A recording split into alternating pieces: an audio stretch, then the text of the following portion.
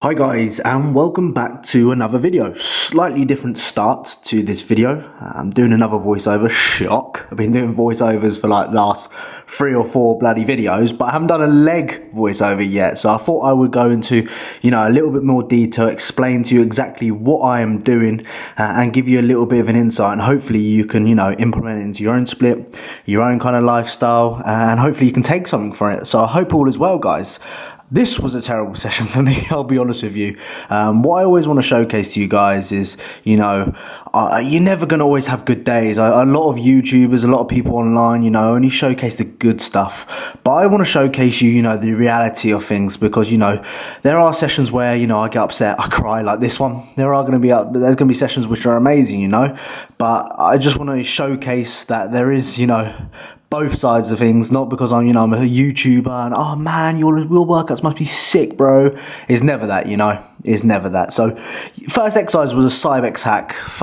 I used to love this exercise. Now I'm really hating it. As you can see, my hip placements are just absolutely awful. This was my top set, and I dropped reps for sure on this, and I was fucking upset. Wait for this bit. This was like the final kind of rep, and it's very sticky, this Cybex. Like, look, it's like I've paused the video, dropped down, bang, whack the old headphones. I don't know why I did that. At the moment of time, I was fucking angry, like I was really upset.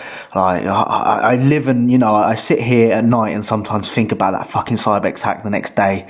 And it upsets me, I get fucking angry, and I'm a very emotional person when it comes to my training.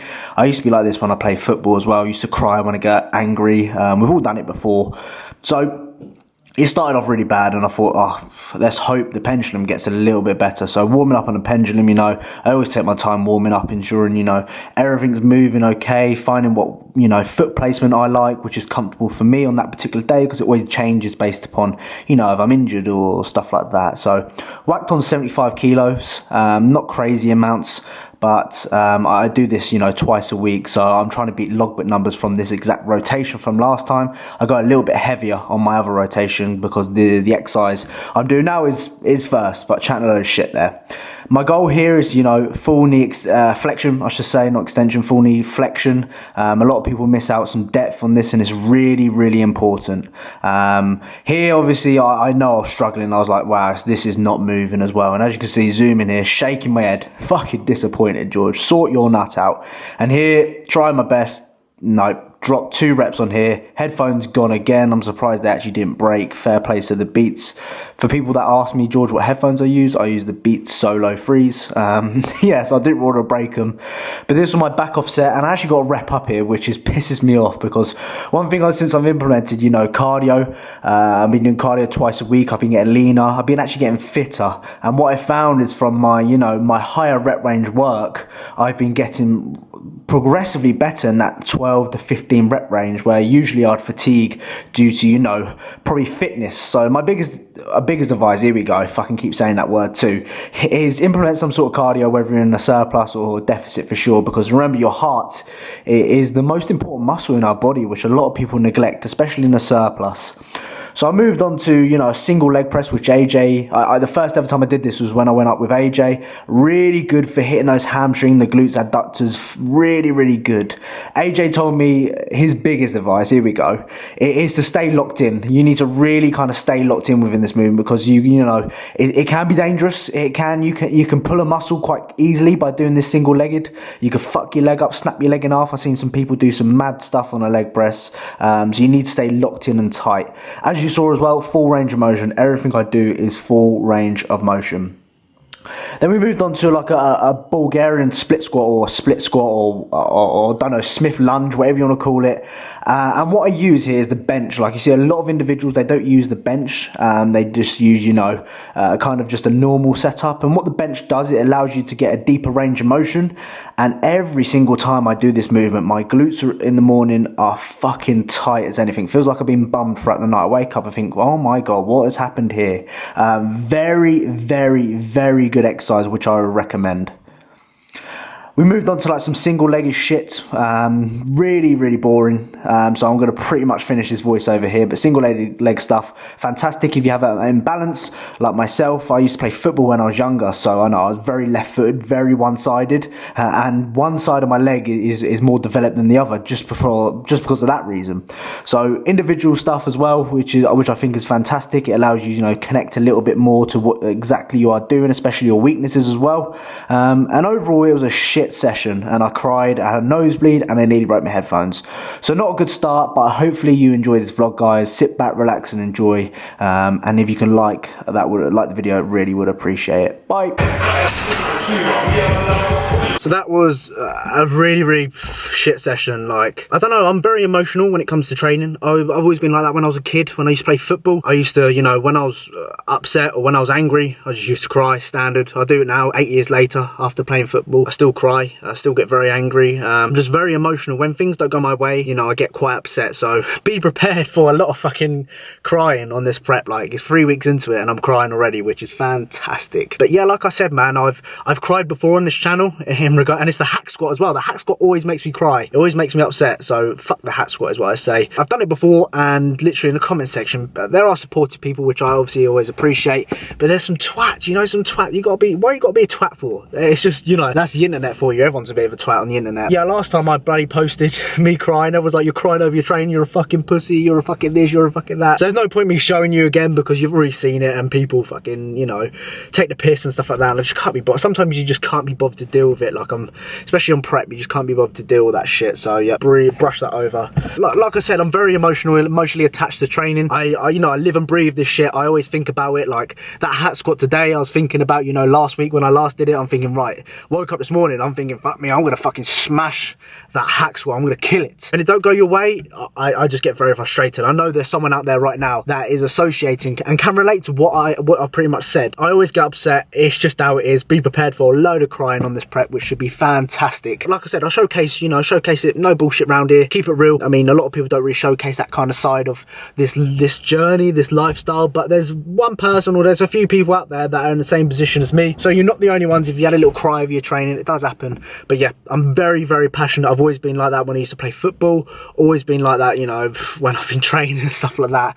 I live and breathe this shit. I put my effort, I put my soul, I'm very passionate about what I do, and when things don't go my way, I'll start crying my eyes out, which is standard. Nosebleed, no idea where that come from. I think I was putting a lot of pressure, like trying to grind the weight up, and I just felt a pop in my nostril and just blood came out. Luckily I didn't stay in the old jumper, that would have been upsetting, but luckily I was quickly to hold it and go to the toilet, sort that out. And he broke my headphones, which was fucking stupid, but when you're in the moment you don't give a fuck. You're like, fuck the headphones. But afterwards, when you calm down a little bit, you think, shit, I shouldn't have done that, because they're £150 headphones. I don't want to break that. Got to pay another 150 quid to get a new pair.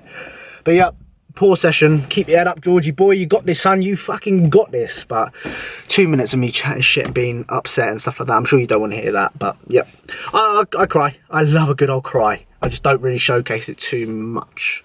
Or maybe I do. I don't know. Fuck, no, I was chatting waffle. What you saw is, I sit down post-workout for about, 20 minutes, allowing myself to get into that parasympathetic state, allowing myself to, bring down my heart rate, because what you'll find is that your heart rate will still be elevated for some period of time after you've trained. So if you train really hard, especially legs as well, your heart rate is going to be pretty elevated. So you want to get yourself into that parasympathetic state. Like I said, relax, just scroll for Instagram. That's what I do, have a little look on social media before I start cooking my food. And like I said in my previous video, if you're having an intra workout right now, it's still going to pretty much be in your system, so there's no need to rush home and eat your post workout straight away, unless you're a busy fucker and you've got things to do. Then I totally understand that. But like I said, focus on relaxing yourself. Focus on, getting that heart rate down to baseline again before you start eating, and what you'll find is that your digestion, your uptake in food will be so much better. That's my personal opinion from what I've experienced. Make sure you watch my previous video, I should say. I'm having 4 rice cakes, fish and a rice cake, 4 caramel rice cakes, and I'm also having 200 grams of raw chicken and 106 grams of long grain rice. 106. Weigh everything to the T,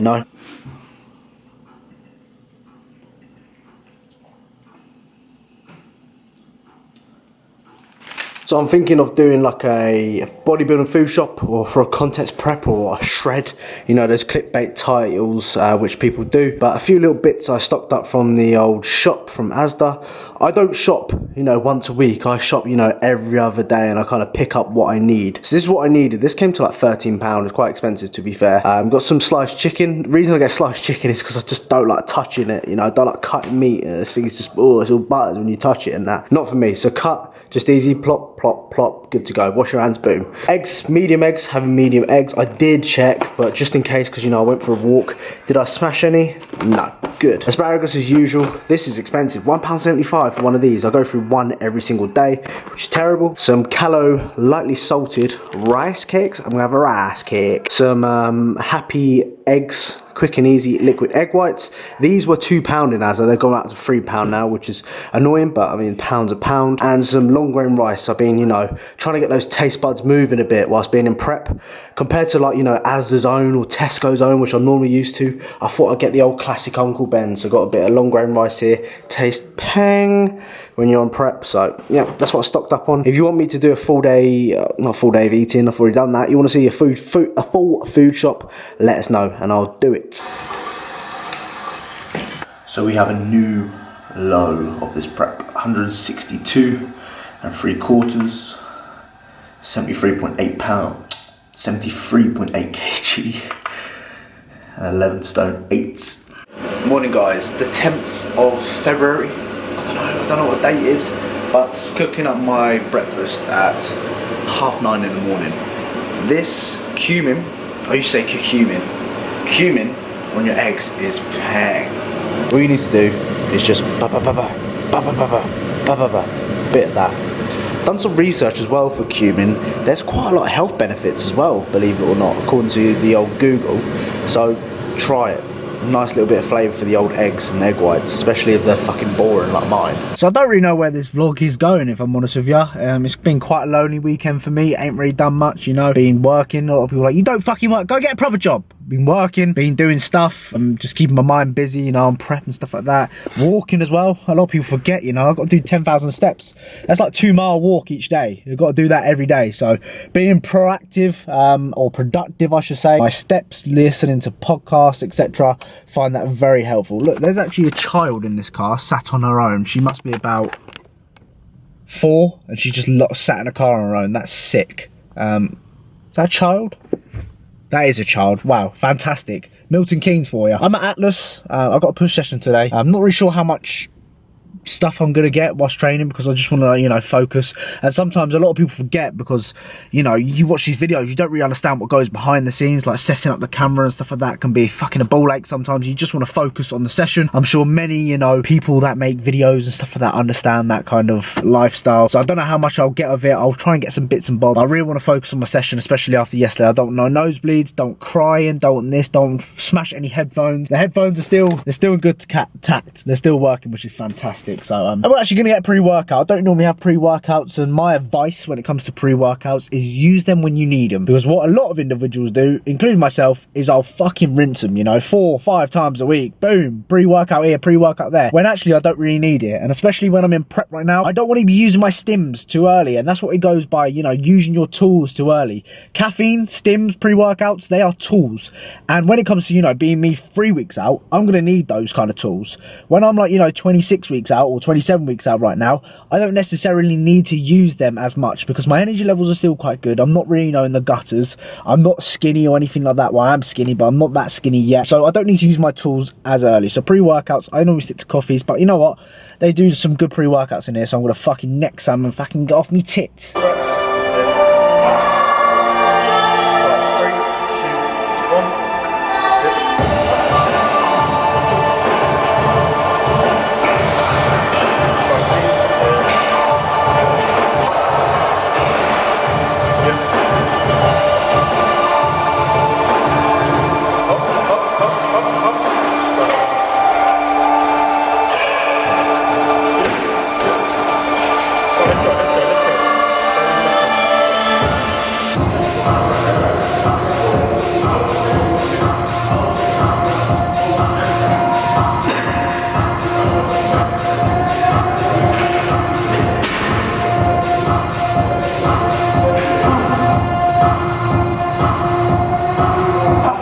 AJ had to do is they had to take away a set from my incline dumbbell press and a set away from my high incline dumbbell press, because what I was finding is that I got to like, it's quite a lot of incline dumbbell work for me, and what I found is that towards, especially in the second exercise, the high incline, the fifth and, well, the second and third set of that movement, I was just fatiguing very quickly, just due to, mainly just due to fucking the incline dumbbell press, and then obviously going at a higher angle. It was just 6 sets of pressing like that. It was just too much for me, and I was dropping numbers very, very quickly. So again, a little bit of feedback based upon your own training. If you're progressing, and what a lot of individuals do, and a lot of people that do this, is they do too much volume. The amount of people that come to me coaching wise, and I look at their volume, what they're doing, 4 or 5 sets here, 5, 6, 7 sets, 8, 9, 10 sets of pressing within the first 3 movements. No idea how you can progress like that. So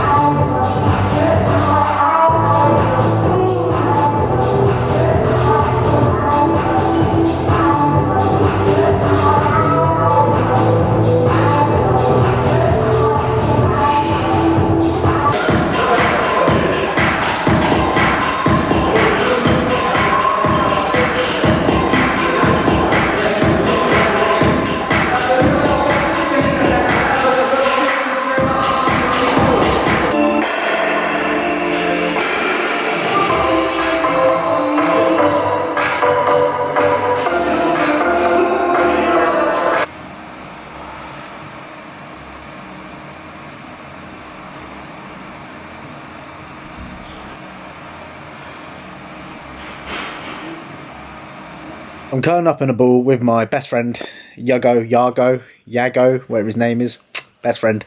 We're laying in bed just feeling sorry for myself. I'm letting him know my thoughts, and he's, you know, helping me feel better. Freak. But yeah, as usual, you know, it's just a bad week for me. I'm just showcasing, you know, that not everything you see on social media, on YouTube, is fantastic. I watch fucking YouTubers and I think, wow, your sessions are sick, mate. But in all honesty, I bet there's loads of sessions where, or many weeks where they have shit weeks. And I just want to preach that to you guys, that you're never going to have a good week always. You're going to have some ups, you're going to have some downs, but just reflect like I'm doing right now with my best friend, and cuddle and just forget about it. So Monday, tomorrow, fresh week, fresh start. Sort my fucking out, George. If you watch today's video, please let us know in the comments down below. Comment Yago, Y-O-G-A, Yago, whatever the fuck that is. But I appreciate every motherfucker that watches me. Continue following my prep, see how I get on, and we'll get there, guys. Oh, sorry. Thank you for watching, and I'll see you in a bit. Bye.